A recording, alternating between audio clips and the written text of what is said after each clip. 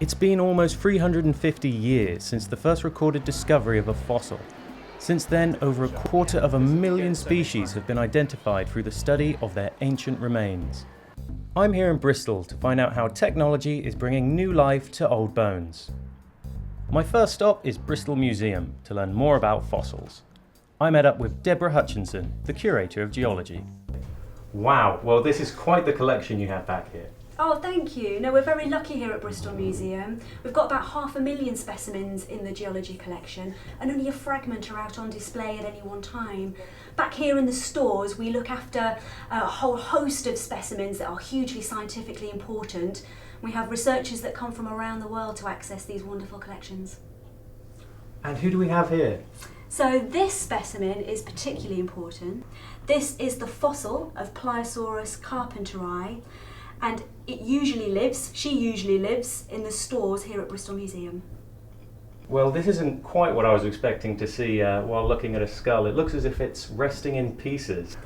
So yes, people often think that fossils come out of the ground already and beautiful and in one piece.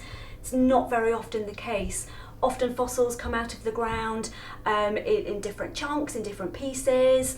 They can be squashed, they can be flattened, they can be squished in different directions. We very much use modern technology, modern techniques to help us interpret what those animals would have looked like while they were alive. For example, CT scanning. To see how CT scans create digital copies of bones, I walked just round the corner to the University of Bristol to meet Dr. Ben Moon, a researcher at the Paleobiology unit. And what do we have here? Well, this is a 3D print of the ichthyosaur skull on the screen. So with the digital model, we can take this and make these 3D prints. And these have proven very useful for essentially taking the science, making it more real. And it's much easier to share this at museums and other exhibitions. How do we go from a physical fossil to a digital image? Well, in the CT scanner, we can capture lots of images, and then in a computer, use those together to recreate a full 3D volume with the specimen inside, but that also contains a lot of the rock that surrounds it.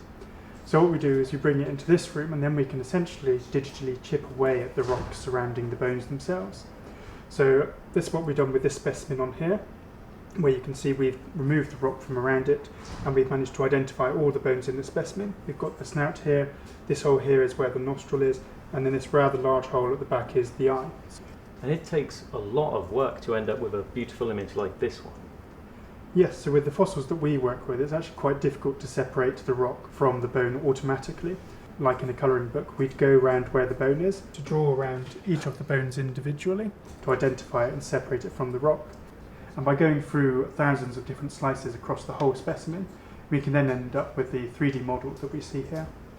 Yes, we can do quite a lot with these specimens. We can reconstruct them, get the skeleton back to its full original three-dimensional proportions, but beyond that we can then start to fill in the soft tissue and really put the skin back on the bones of these animals. As a student, Sophie Chamby-Trow used CT scans in her research. So my research was on two early lizard-like reptiles from the late Triassic called Clevosaurus. Sophie was able to reconstruct the reptile skull from tiny bone fragments. So these are only about 2 centimetres long, they're very small. So why is the skull so colourful?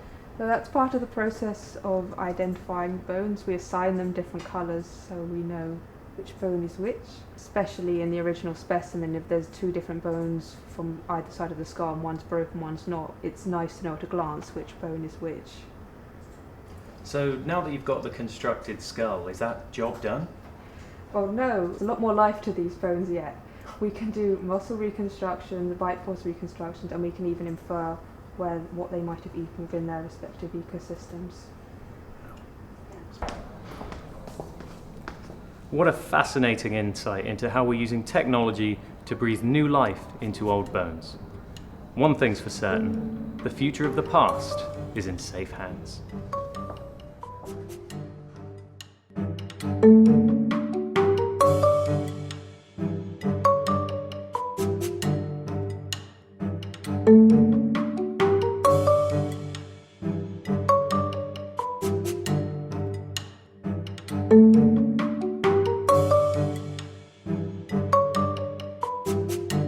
Chirpy, chirpy, chirpy.